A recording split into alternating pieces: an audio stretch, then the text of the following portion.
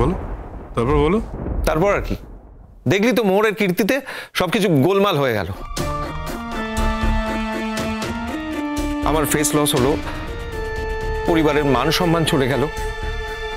সুমনার বাবা মা আমাকে অ্যাকিউজ করছিল আমি নাকি হাজবেন্ড হয়ে মেয়েকে ধরে রাখতে পারিনি। ভাই আমি কি করব বল, আমাকে তো যেতেই হতো, আমি তো অসহায় হয়ে পড়েছিলাম। তারপর গিয়ে কি হলো, ওই পরাগ ঘোষ স্টাফেদের নিয়ে আমাকে যাচ্ছে তাই ভাবে অপমান করলো। সুমনা অস্কার ছিল, আর একটু হলে তো ওরা আমাকে মেরেই ফেলতো। কি বলছিস কি তুই? ঠিকই বলছি, আমি তো তোকে এমনি এমনি ডাকিনি ভাই, আমি সত্যি বলছি, একদম ঠিক কথা বলছি।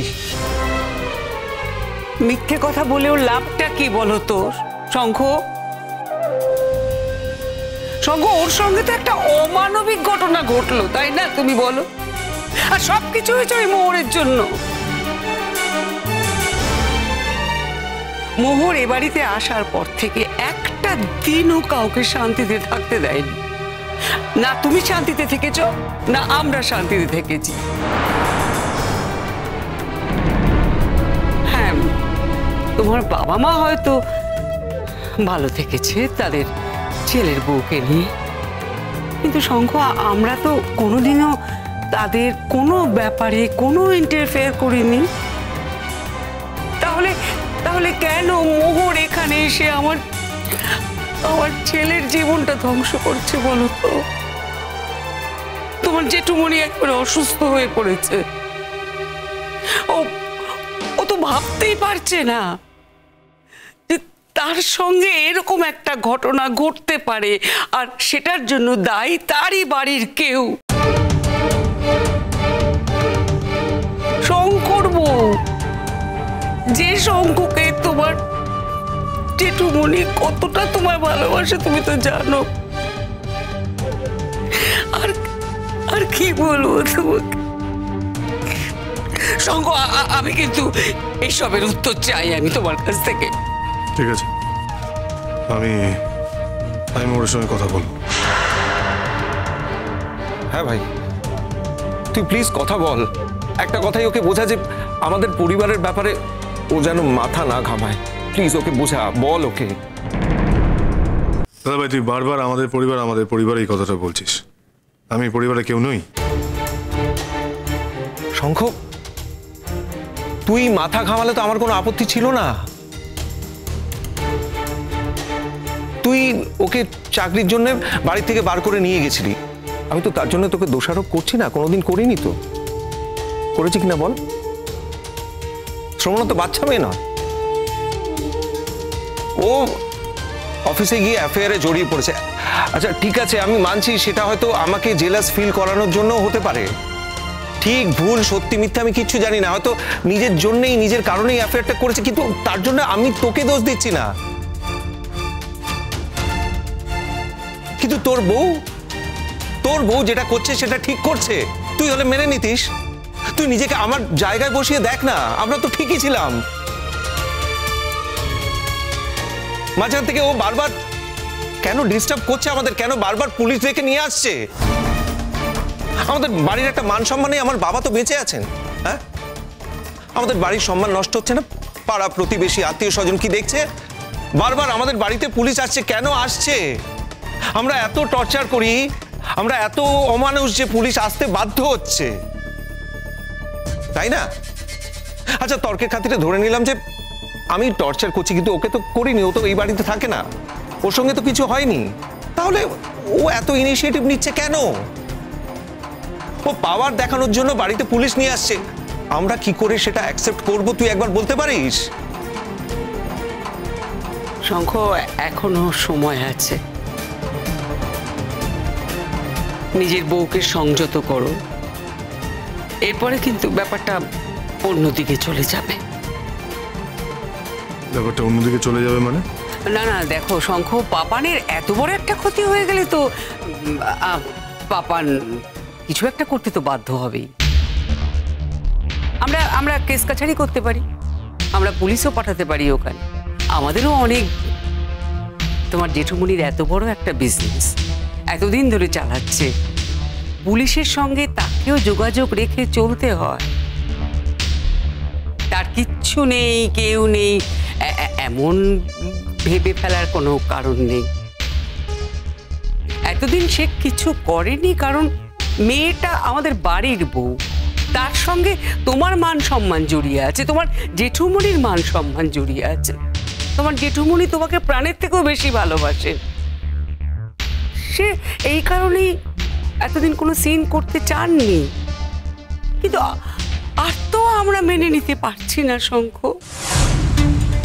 সে সুখে থাকবে, শান্তিতে থাকবে, নিজের জীবনটাকে এনজয় করবে, অথচ পাপান আর শ্রমণার জীবনটা ধ্বংস করে দেবে, ছাড়কার করে দেবে।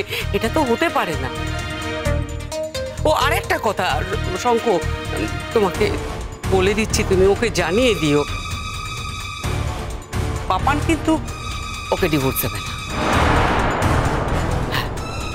পাপান ওকে ডিভোর্স দেবে না, তার মানে ও কোনোদিনও বিয়ে করতে পারবে না। কিন্তু আমার বলতে খারাপ লাগছে, সাতটা কাকে ওকে ঠুকরে ছেড়ে দেবে, এছাড়া আর কি ক্ষতি হবে বলো ওর? অথচ ওর পরিচয়টা কিন্তু থাকবে আমাদের বাড়ির বউ। এই পরিণতি জেনেও তুমি চুপ করে থাকবে শঙ্খ? বলো, চুপ করে থাকবে?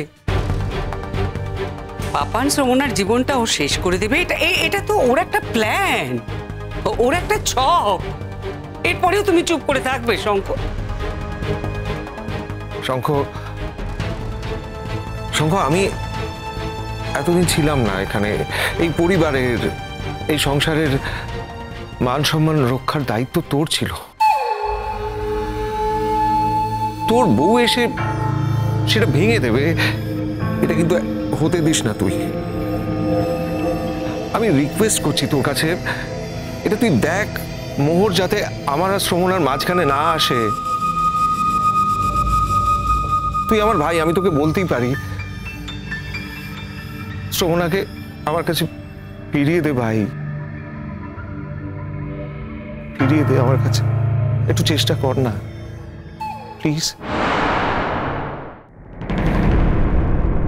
দেখো শঙ্খ, ও যখন বাইরে ছিল, এখন তো এসেছে, সংসারটা করতে চাইছে। ওরও তো ওখানে একটা মান সম্মানের ব্যাপার আছে।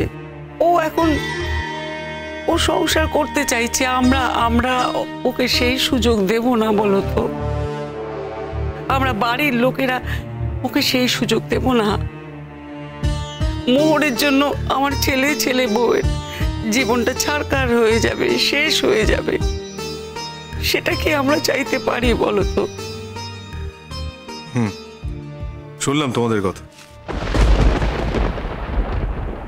হ্যাঁ, মোহর এই জায়গায় একটা ভূমিকা পালন করছে, ভূমিকা নিয়েছে, কিন্তু এটাও তো ঠিক যে মোহরের কথাই সবটা হয়নি। হচ্ছে কি, দেখো বৌদি ভাই পরাগদার সঙ্গে রিলেশন করবে কি করবে না সেটা তো মোহর ঠিক করে দেয়। দেখো রিলেশনটা আছে তাই জন্য কিন্তু বৌদি ভাই সাহস পেয়েছে, নাহলে কিন্তু এই সাহস দেখাতে পারতো না বৌদি ভাই।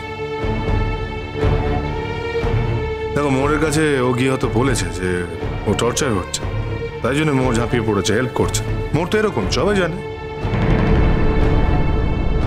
ওর ভিতরে একটা স্ট্রেটনেস আছে, ও অন্যায়ের বিরুদ্ধে সবসময় প্রতিবাদ করেছে, লড়াই করেছে, এখনো করছে। তো তোমরা যেটা বললে যে ওকে মানে বৌদি ভাইকে মোহর হাতে করে ওই বাড়িতে দিয়ে এসছে, না সেটা কিন্তু মোহর করে। হ্যাঁ, আমাদের বাড়িতে বসেই কথা হয়েছিল, মানে যাতায়াতের কথা হয়েছিল। অফিসে যাবে, আবার অফিস থেকে ওখানেই ফিরবে। তারপরে অফিস থেকেই ফোন করে জানায় যে ও বসের বাড়িতেই থাকবে। এর মধ্যে কি মোহরের কোনো ভূমিকা আছে তোমরা দেখতে পাচ্ছ? দেখ শঙ্খ, মোহর যদি ওকে বাড়ি থেকে বার করে না নিয়ে যেত তাহলে এই জিনিসটা ঘটতো না রে। আমি জানি এরকম কিছু হতো না। শ্রমণা ওই লোকটার সঙ্গে আছে, এটা জানা সত্ত্বেও আমি ওকে ফিরিয়ে আনতে চাই ভাই। তুই শুধু মোরকে রিকোয়েস্ট কর, ও যেন আমাদের মধ্যে না আসে, আমাদের সম্পর্কের মধ্যে বাধা সৃষ্টি না করে। তুই একটু চেষ্টা কর ভাই, তুই চেষ্টা করলেই পারবি।